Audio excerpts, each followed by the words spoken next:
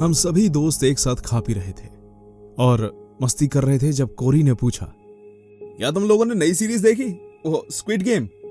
मैं सीरीज का फैन बिल्कुल नहीं हूं क्योंकि ये खत्म होने में बहुत समय लगाती है। मैंने कहा, नहीं यार, मैंने नहीं देखी, पर पिछले हफ्ते मेरे ऑफिस में सभी लोग इसके बारे में बात कर रहे थे। किस बारे में है ये सब? जोना ने बताया, दरअसल ये एक थ्रिलर सीरीज है जिसमें बचपन की गेम को रियल लाइफ में दिखाया गया है और अगर आपने इस गेम के रूल्स के मुताबिक नहीं खेला तो आप मारे जाते हैं। ओ अच्छा, तो फिर इसमें बचपन की कौन सी गेम्स हैं? वेल, जैसे कि टग ऑफ वॉर, मार्बल गेम और स्पेशली रेड लाइट और ग्रीन लाइट। अरे हाँ, मुझे याद है ये आखिरी वाला गेम। कितना खेलते थे हम ये गेम बचपन में, है ना? सही में यार, पुरानी यादें ताजा होने लगी जैसे ही हम चारों दोस्त मेरे लिविंग रूम में बैठकर अपने बचपन को याद करके हंसने लगे। मैं, जोना, कोरी और ओलिवर एक ही पड़ोस में बड़े हुए। हम साथ ही पढ़ते और साथ ही खेलते थे। समय के साथ साथ हम सब अलग हो गए, सब अपने काम में बिजी हो गए और आज 10 साल बाद हम सब फिर से मिले थे और ये ओलिवर की मदद से हुआ था। वो बचपन से ही एक हेल्पिंग फ्रेंड रहा है, चाहे हम उससे कितना भी मजाक क्यों ना कर लें। 10 साल बाद ओलिवर ने हम सब से संपर्क करा और मेरे घर लॉस एंजलिस में मिलने का प्लान बनाया। हम एक दूसरे से मिलकर बहुत खुश थे। हम सब साथ बैठे स्वादिष्ट खाना खाए और ड्रिंक्स एंजॉय कर रहे थे। हमें एक बार फिर एक दूसरे की कंपनी में मजा आ रहा था। जब हम स्क्विड गेम की बातें कर रहे थे, ओलिवर ने बीच में कहा,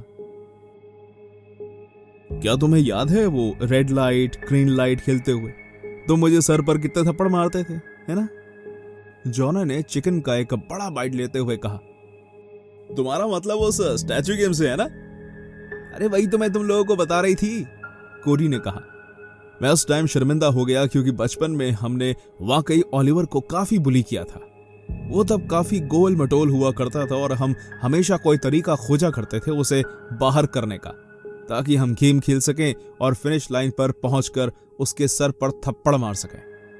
मुझे बहुत अटपटा लगा और मैंने कहा, सॉरी यार, बचपन में हम कितने स्टूपिड और मीन थे।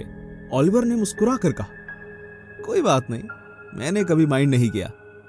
अचानक जोना उठा और उसने ओलिवर के सर पर थप्पड़ मारा। ऑफ कोर्स तुमने कभी माइंड नहीं किया क्योंकि तुम्हारे पास माइंड है ही नहीं। थोड़ी जोर जोर से हंसने लगी, पर मुझे वो मजाक बिल्कुल पसंद नहीं आया। मैंने उसे कहा कि उसने बहुत पी ली है और वो हद पार कर रहा है और जो उसे नहीं करनी चाहिए। मैं ओलिवर के चेहरे पर गुस्से की लहर देख पा रहा था, पर उसने कुछ नहीं कहा। वो बस उठा और किचन से कुछ और ड्रिंक्स लाने के लिए चला गया।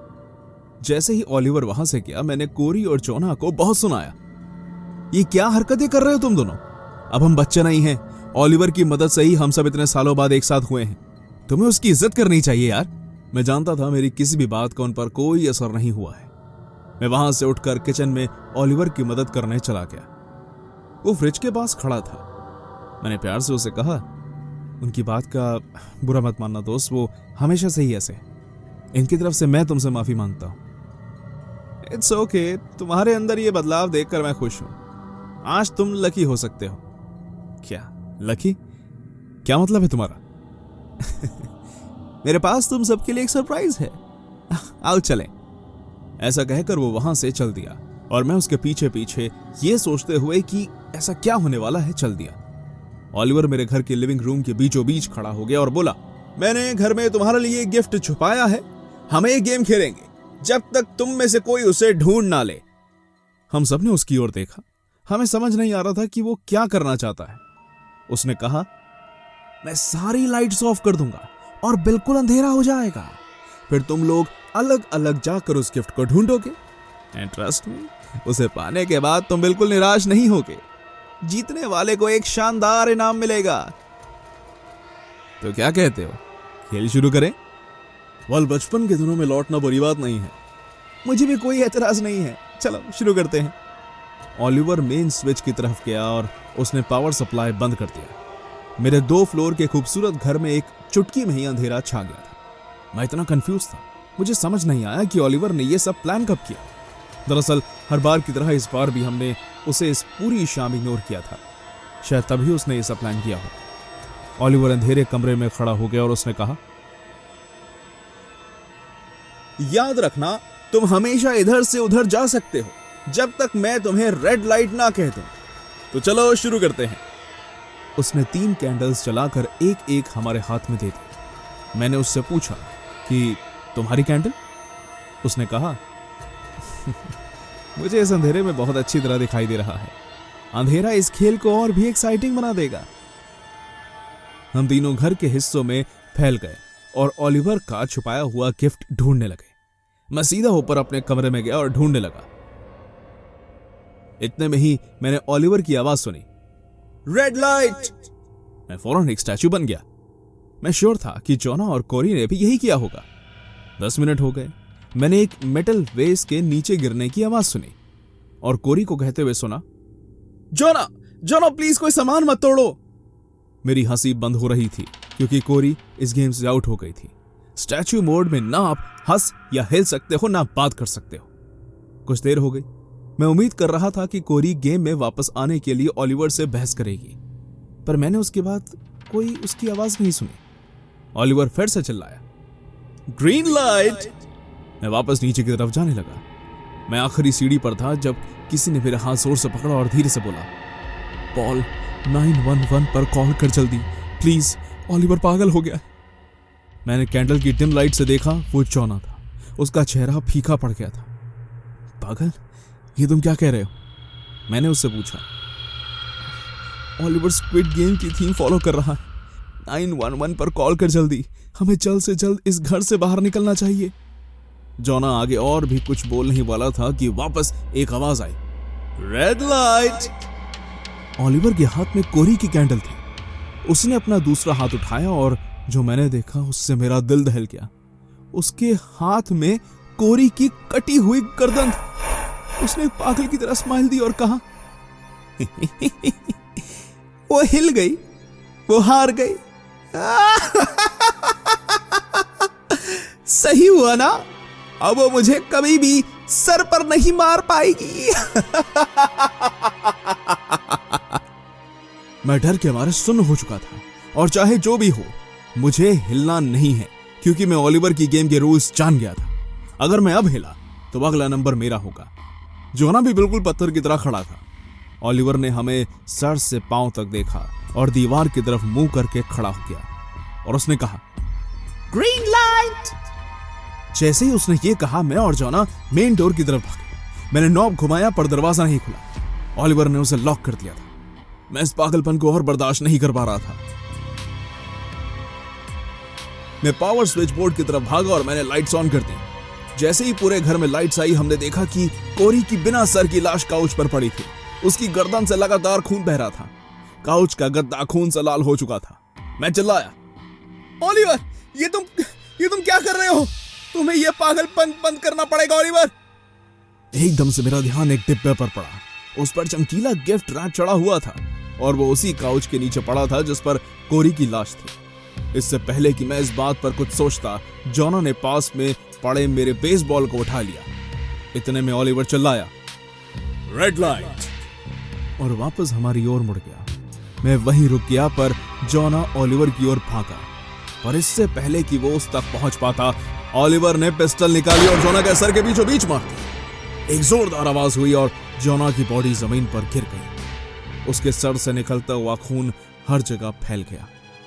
मैं वहीं खड़ा रहा। डर के मारे मैंने एक शब्द भी नहीं निकाला। मेरे बचपन के 2 दोस्त मेरे घर में मेरे सामने मरे पड़े हुए थे और उन्हें मारने वाला और कोई नहीं, मेरा तीसरा दोस्त था। ओलिवर ने मेरी तरफ देखा और मुस्कुरा कर बोला, मैंने तुम्हें कहा था आज तुम लकी हो सकते हो। मैं एक आखिरी बार पलटूंगा ताकि तुम आगे जाकर अपना गिफ्ट ले सको। उसने फिर एक बार दीवार की ओर अपना चेहरा किया और आराम से कहा, ग्रीन लाइट। मैं तेजी से सोफे की ओर बढ़ा और मैंने गिफ्ट लिया। मेरे दिमाग में बस एक ही चीज चल रही थी कि मुझे किसी भी हाल में इस गिफ्ट को जल्द से जल्द खोलना है। जैसे ही मैंने गिफ्ट खोला मुझे ओलिवर का गेम प्लान समझ में आ गया। उस गिफ्ट के अंदर और कुछ नहीं, मेरे घर की चाबी थी जिससे मैं ताला खोलकर घर से निकल सकता था। मैं भागते हुए दरवाजे पर पहुंचा और अपने कांपते हाथों से दरवाजा खोलने की कोशिश करने लगा और तभी ओलिवर ने कहा, गेम ओवर, और उसने खुद को गोली मार दी। आखिरी गोली ने मुझे सुन्न कर दिया और घर के आंगन में मैंने उल्टी कर दी। इतने कम समय में मैंने बहुत कुछ देख लिया था। जब पुलिस आई और इस खून खराबे को देखा मैं एक छोटे बच्चे की तरह खड़ा था जो वहां से दूर, बहुत दूर भाग जाना चाहता था। मेरे 3 दोस्त एक ही रात बचपन का ऐसा खेल खेलते हुए मारे गए जो स्क्विड गेम एक बार फिर वापस ले आया था। काश हमने कभी ओलिवर के साथ उस तरह का बर्ताव नहीं किया होता। अगर हम बचपन में उसके साथ अच्छे से रहते तो आज हमें ये दिन नहीं देखना पड़ता। मेरे सारे दोस्त जिंदा होते। हे पंटर्स, कैसे हो सब लोग। जैसे कि आप लोग जानते हो, अपने चैनल के 1 मिलियन सब्सक्राइबर्स होने के लिए कुछ ही सब्सक्राइबर्स बचे हैं। तो अगर आपने इस चैनल को सब्सक्राइब नहीं किया है तो जल्दी से सब्सक्राइब कर दो और अपने चैनल को 1 मिलियन तक पहुंचा दो। तो देखते हैं कब तक आप इस चैनल को 1 मिलियन तक पहुंचाते हैं। अभी आज के कहानी पे आते हैं। हाल ही में आई हुई वो सीरीज स्क्विड गेम को काफी लोग पसंद कर रहे हैं। इसके अनोखे और ट्विस्टेड प्लॉट की लोगों ने काफी तारीफ की, पर मैं इसे कभी देख नहीं पाऊंगी। इस शो में एक ऐसी चीज है जो मुझे अनकंफर्टेबल कर देती है, डालगोना कैंडी। जैसे ही मैंने इसके बारे में सुना, बहुत सारी पुरानी और डरा देने वाली यादें मेरे सामने आ गई। इस कोरियन कैंडी के बारे में तब से जानती हूं जब से स्क्विड गेम जैसी वेब सीरीज दुनिया में मशहूर भी नहीं हुई थी। मेरा नाम सारा स्टीवर्ट है और ये मेरी कहानी है। मैं शहर से दूर एक गांव में पली बड़ी हुई, ताजा हवा, खुला आसमान और खिलखिलाते लोगों के बीच। एक छोटे से गांव में रहने की वजह से हमारे पास मस्ती करने के लिए ज्यादा साधन नहीं थे। उस समय में बच्चे पार्क्स में खेलते थे, मिट्टी में कूदते थे और बारिश के पानी में कागज की नाव चलाते थे। बचपन आसान और मासूम था।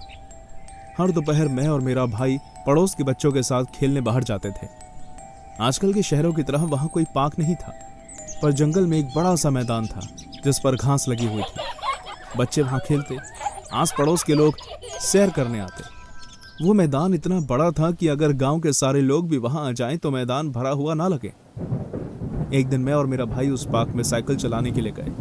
क्योंकि उस दोपहर आसमान में बादल छाए हुए थे, इसलिए हमने रेनकोट पहना हुआ था और मॉम से हमें बहुत स्ट्रिक्टली कहा था कि बारिश शुरू होने से पहले हम घर आ जाएं। पूरा आसमान बड़े बड़े काले बादलों से छाया हुआ था। मेरा भाई हमेशा से जिद्दी और बहुत ही एक्टिव रहा है। वो जानकर अपनी साइकिल गड्ढों से निकाल रहा था ताकि उसका पानी बाहर आ जाए। पार्क के एक कोने में कुछ लोग बातें कर रहे थे, उसके अलावा कोई और बच्चा वहां नहीं खेल रहा था। जैसो और मैं रेस लगा रहे थे, तभी मेरा ध्यान पार्क के एक सुनसान हिस्से पर पड़ा। वहां एक घना पेड़ था और उसके बाद जंगल शुरू हो रहा था। उस पेड़ के नीचे एक आदमी छोटी सी ट्रॉली लेकर खड़ा था। वो कौन है? जेसन ने पूछा। मैंने उस ओर देखते हुए कहा, हाँ, वो शायद कैंडीज बेचने वाला है। क्या तुम्हारे पास पैसे हैं? हाँ। तो चलो ना, फिर चलते हैं। ऐसा कहते ही जेसन जोरों से अपनी साइकिल चलाते हुए इस कैंडी मैन की तरफ जाने लगा। उसकी बड़ी बहन होने के नाते मुझे उसके पीछे जाना पड़ा। जब उसके पास पहुंचे तब हमने उस आदमी को ठीक से देखा। उसके कपड़े काफी पुराने और फटे हुए लग रहे थे। शायद खुद को बारिश से बचाने के लिए उसने एक पुरानी हैट भी पहनी हुई थी। मुझे जिस चीज ने सबसे ज्यादा हैरान किया वो थी कैंडीज। वो एक बड़ी कैरामेल की लॉलीपॉप जैसी लग रही थी जिस पर अलग अलग शेप्स बनी हुई थी। सारी कैंडीज एक ही फ्लेवर की थी। मुझे लगा कि वो एक गरीब कैंडी बेचने वाला आदमी है जो उसके पास है, उसी के सहारे वो कुछ पैसे कमा रहा है। वो अजीब तरीके से हंसा और उसने कहा, क्या तुम कैंडी लेना पसंद करोगे? कितने की है? $1 की 2 कैंडीज। कैंडीज का साइज काफी बड़ा था, इसलिए उनका प्राइस सुनकर मैं हैरान हो गई। मैंने सोचा यह काफी सस्ती है। इससे पहले कि आगे कुछ पूछ पाती, जेसन चिल्लाने लगा, मैं ये वाली लूंगा। उस आदमी ने जेसन के हाथ में अम्ब्रेला वाली कैंडी दे दी। मैंने उसको पैसे दिए और उसने एक दूसरी कैंडी मुझे भी दे दी। मेरी वाली पर स्टार बना था। पैसा लेकर वो मुस्कुराया और उसने कहा, तुम लोग अकेले यहां क्या कर रहे हो? तूफान आने वाला है। हम बस अब घर के लिए ही निकल रहे हैं। चलो जेसन। ऐसे कहते ही मैंने अपने भाई की तरफ देखा। तब तक वो कैंडी की एक बड़ी बाइट ले चुका था। उसने मेरी बात पर कोई ध्यान नहीं दिया, बल्कि झट से कैंडी मुंह से थूक दी और बोला, ये बहुत ही घटिया है, तुम सबसे खराब कैंडीज बनाते हो। उसने बची हुई कैंडी भी जमीन पर फेंक दी और उसे अपने पैर से कुचल दिया। कैंडी के टुकड़े टुकड़े हो गए। मुझे उसके बर्ताव से शर्मिंदगी हुई। चाहे उस कैंडी का टेस्ट कितना भी बुरा क्यों ना हो, उसे इस तरह उस आदमी की इंसल्ट नहीं करनी चाहिए थी। मैंने उसे डांटा, जेसन, क्या मॉम ने तुम्हें यही सिखाया है कि तुम्हें किस तरह पेश आना चाहिए? मैं उसे और डांटने वाली थी, पर उस आदमी ने मुझे रोका और कहा, कोई बात नहीं, वो सिर्फ एक बच्चा ही तो है। फिर वो जेसन के करीब आया और उसने कहा, मुझे माफ करना, शायद मौसम की वजह से ये खराब हो गई हैं। मेरे पास ताजी बनी हुई और बहुत सारी कैंडीज घर पर हैं। अगर तुम दोनों चाहो तो मेरे साथ आ सकते हो। मैंने पीछे मुड़कर देखा, पार्क में हमारे अलावा और कोई नहीं था। मेरे दिमाग में खतरे की घंटी बजने लगी। मैंने सोचते हुए कहा, काफी देर हो गई है, अब हमें चलना चाहिए। मेरे भाई के बर्ताव पर मैं आपसे माफी मांगती हूं, ओके? वो आदमी फिर पहले की तरह हंसा और कहने लगा, इट्स फाइन।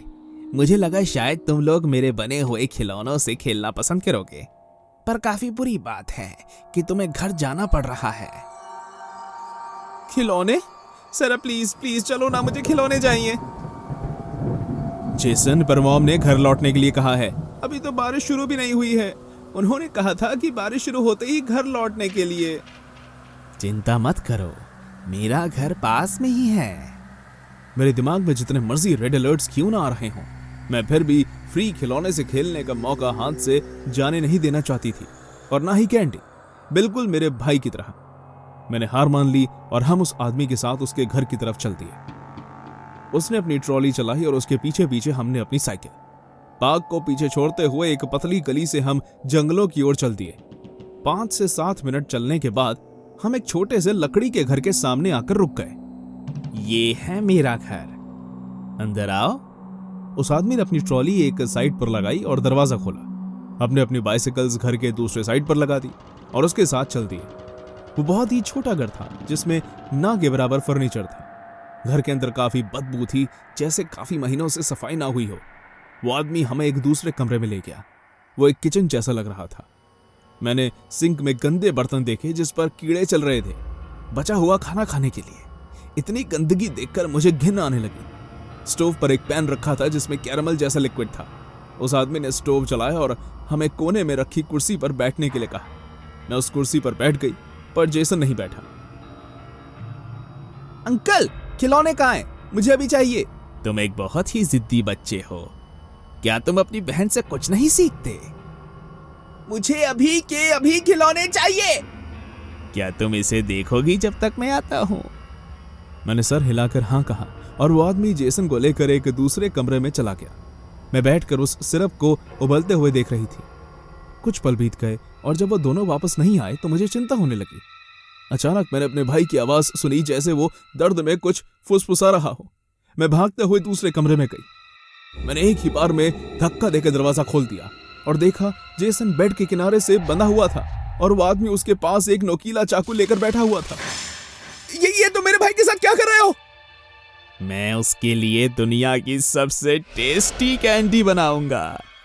फिर वो मेरे ऊपर झपटा और उसके अजीब सी स्मेल वाला कपड़ा मेरे मुंह पर रख दिया। मैं नहीं जानती कि मैं कैसे होश खो बैठी और मुझ में चिल्लाने या लड़ने की ताकत नहीं बची। मैं नहीं जानती कि कितनी देर तक मैं बेहोश रही, पर जब मुझे होश आया मैंने खुद को एक कुर्सी से बंधा पाया। मैं फिर से उस किचन में थी। कुछ दूरी पर वो आदमी खड़ा हुआ था और पैन में रखे उबलते हुए सिरप को चला रहा था। उसने एक पूरा ग्लास भरकर रेड लिक्विड उस सिरप में डाला। उस लिक्विड के डलते ही पूरे कमरे में एक बहुत ही गंदी जलने की स्मेल आने लगी। ओह, तुम उठ गई। तुम्हें पता है ये क्या है? उधर देखो, देखो। मैंने किचन के उस कोने में देखा जिस तरफ वो आदमी इशारा कर रहा था। वहां मेरा भाई नीचे जमीन पर पड़ा था और उसकी आंखें बाहर को आ गई थी और उसकी कलाई कटी हुई थी। उसका खून फुहारे की तरफ बह रहा था। उस आदमी ने मेरे भाई की कलाई से खून निकाला और उसे सिरप में डाल दिया। कुछ देर और उसे चलाने के बाद आदमी ने इसे एक बड़े गोले के आकार के ट्रे में डाल दिया और फिर एक बैलून के आकार को लेकर उस पर छाप दिया। उस सिरप अब मेरे भाई के खून से लाल रंग का हो गया था। तो ये लो, दुनिया की सबसे टेस्टी कैंडी तैयार है। ट्राई करना चाहोगी? उस आदमी ने बैलून शेप की उस रेड डालगोना कैंडी को मेरी आंखों के सामने अपनी जीभ से चाटा। रेड ब्लड उसकी जीभ पर चिपक गया और उसकी जीभ भी लाल हो गई। उसने अपनी आंखें बाहर निकालते हुए मेरी ओर देखा और कहा, अब तुम्हारी बारी है। मेरे भाई के खून से बनी हुई कैंडी लेकर वो मेरी तरफ आने लगा। मैं उसकी आंखें रोई, गिड़गिड़ाई कि मुझे जाने दो, पर वो नहीं माना। वो घुटना के बल आकर मेरे सामने बैठा और उसने जबरदस्ती मेरे मुंह में वो कैंडी डाल दी। उसके गंदे टेस्ट की वजह से मैंने उसी वक्त उल्टी कर दी और तभी मैंने घर में किसी के पैरों की आवाज सुनी, जहां हो वहीं खड़े रहो वरना हम तुम्हें गोली मार देंगे। पुलिस ने उस आदमी की ओर गन करते हुए कहा। मेरी आंख हॉस्पिटल में खुली और पास ही में मैंने अपने पेरेंट्स को रोते हुए पाया। जब मैं और मेरा भाई घर नहीं लौटे तो हमारे पेरेंट्स ने हमें ढूंढना शुरू किया। गांव के कुछ लोगों से उन्हें पता चला कि हम इस अजीब सी दिखने वाली कैंडी मैन से बात कर रहे थे और वो आखिरी बार था जब उन्होंने हमें देखा था। पुलिस वालों की मदद से मेरे पेरेंट्स ने हमें ढूंढना शुरू किया और कुछ दूरी से मेरी चीख सुनी। उसे सुनते सुनते उन्हें यह घर मिला और फिर उसके बाद क्या हुआ वो सब समझ ही गए थे। उन्होंने मुझे तो बचा लिया, पर मेरा भाई उस दिन मारा गया। उसका बहुत खून बह चुका था और हॉस्पिटल जाते जाते वो दम तोड़ चुका था। उस आदमी को उम्र कैद हो चुकी है। मैं इस वेब सीरीज को कभी नहीं देख पाऊंगी, चाहे लोग इसे कितना भी अच्छा क्यों ना कहें। स्क्विड गेम मुझे वो डालगोना कैंडी याद दिलाती है जो मेरे छोटे भाई के खून से बनी हुई थी।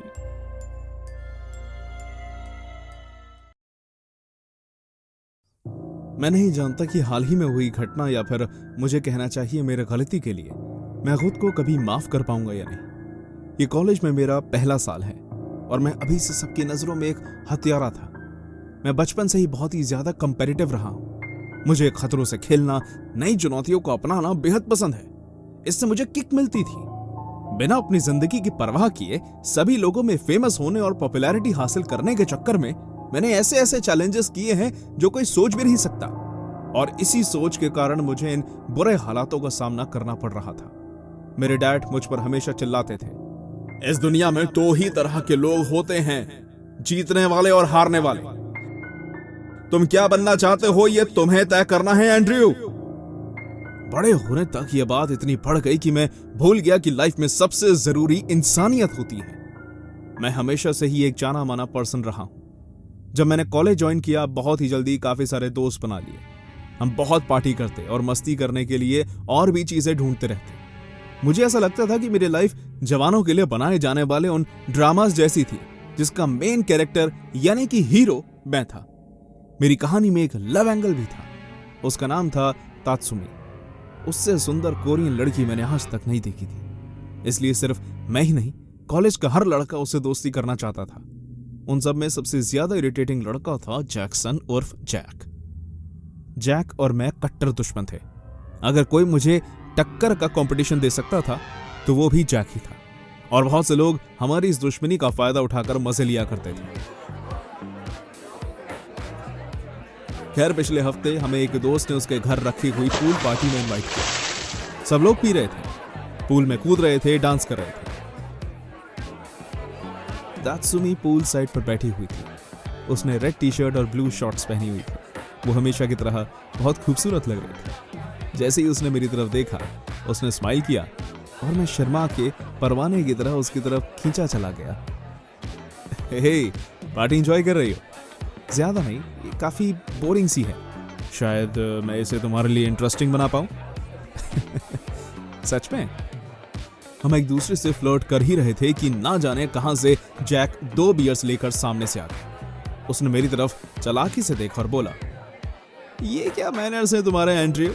एक खूबसूरत लड़की तुम्हारे साथ बैठी है और तुमने उसे ड्रिंक भी ऑफर नहीं की। इसमें कोई शक नहीं कि उसने मुझे चौंका दिया और मैं शर्मिंदा हो गया। तात्सुमी ने उसके हाथ से ड्रिंक ली और उसको देखकर मुस्कुराई।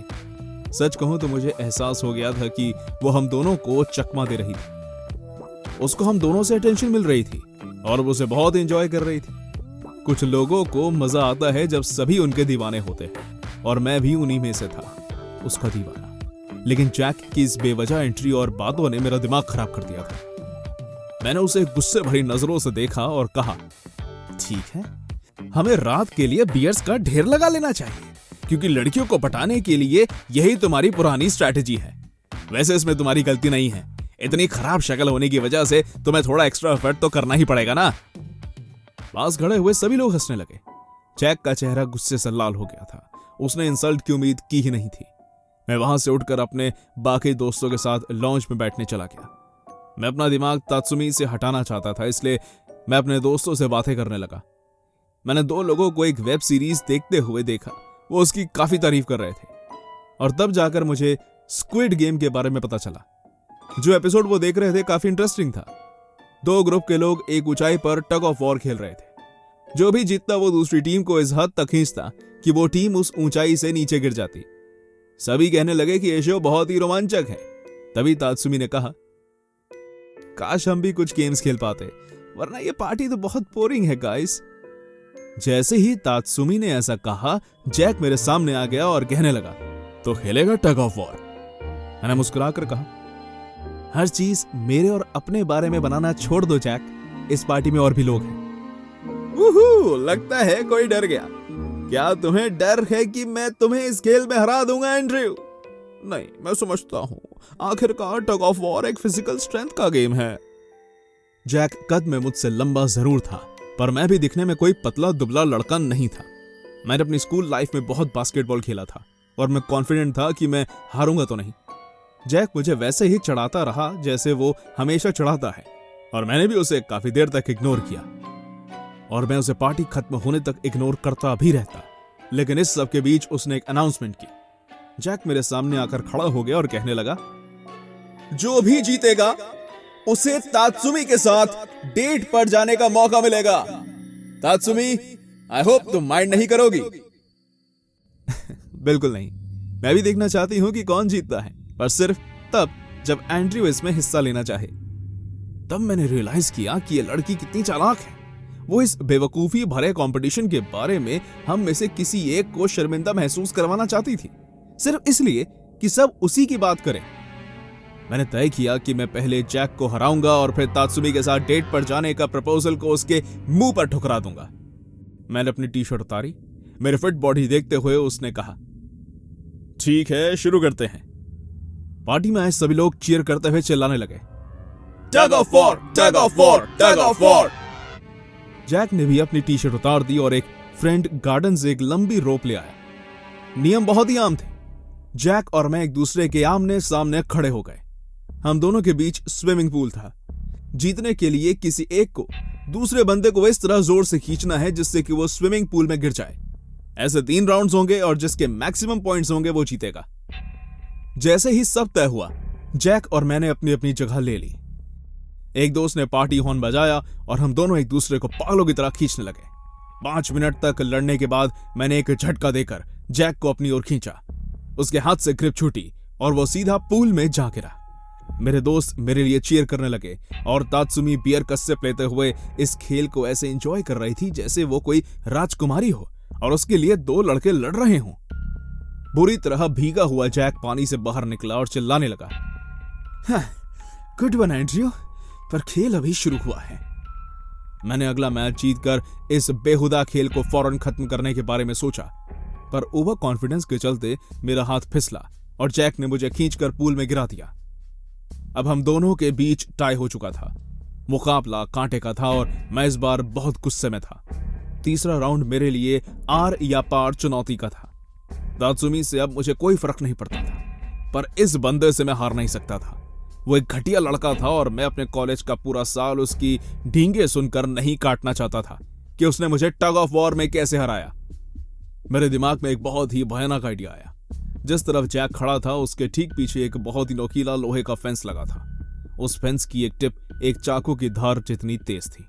मेरे अंदर एक शैतान ने मुझे कहा, चलो एंड्रयू, कर दिखाओ, ये खेल ही असल जिंदगी है, आज सबक सिखा दे इसको। मैंने रस्सी को कसकर पकड़ा और जैसे ही हॉर्न बजा मैं खींचने लगा। पहले मैंने पूरी ताकत लगाकर रस्सी को अपनी ओर खींचा ताकि जैक भी मुझे खींचने के लिए अपनी पूरी ताकत लगा दे। मैं उसके चेहरे पर आए पसीने से समझ गया था कि अब उसने अपनी पूरी ताकत लगा दी है। मैंने रस्सी मेरे हाथ से छोड़ने का नाटक किया। अचानक से मेरे हाथ से छोड़ी हुई रस्सी ने वही किया जो विज्ञान के नियमों के अनुसार होता है। जैक पीछे जाकर गिरा। उससे अपना वजन संभाला नहीं गया और वो ठीक उन नोकीली फेंस पर जा गिरा। 2 पॉइंटेड टिप्स उसकी आंखों के आर पार हो गए। फुआरे की तरह खून बहने लगा। उसे चीखने कराहने का मौका भी नहीं मिला। उसने तभी दम तोड़ दिया। सभी लोग डर के मारे पागलों की तरह चिल्लाने लगे। तात्सुमी की आंखों में आंसू आ गए। पुलिस को बुलाया गया। हमारे कुछ दोस्त इस खेल की वीडियो बना रहे थे, इसलिए जो कुछ भी हुआ वो सब कैमरे में कैद हो गया। मैं अभी तक कोर्ट के चक्कर काट रहा हूं, क्योंकि जैक के पेरेंट्स ने मुझ पर केस डाला है। मैंने ये सब जानबूझकर किया, पर कैमरे की फुटेज में जैक को ही फोकस किया गया है, इसलिए मेरी नीयत का किसी को पता ही नहीं चल पाया। एक अमीर बच्चा होने के नाते मैं ये जानता हूं कि मेरे डैड मुझे इन सब से निकाल लेंगे और मुझे कुछ नहीं होने देंगे। पर हर रात जब मैं सोने के लिए अपने बिस्तर पर जाता हूं, मैं जैक को देखता हूं। उसकी आंखें उसके गालों तक लटकी होती हैं। वो कुछ कहता नहीं, ना कोई आवाज करता है, बस वहां खड़ा रहता है, मुझे उस राज का एहसास दिलाने के लिए जो सिर्फ मैं जानता हूं। मैं नहीं जानता कि उसकी आत्मा को कब शांति मिलेगी, पर मैं सच भी कभी कबूल नहीं करूंगा। मेरी साइकियाट्रिस्ट कहती हैं कि ये सब बस मेरे दिमाग की कहानियां हैं। मुझे नहीं पता कि मैं कब तक सामना कर पाऊंगा अगर वो इसी तरह हर रात मेरे सामने आता रहा तो।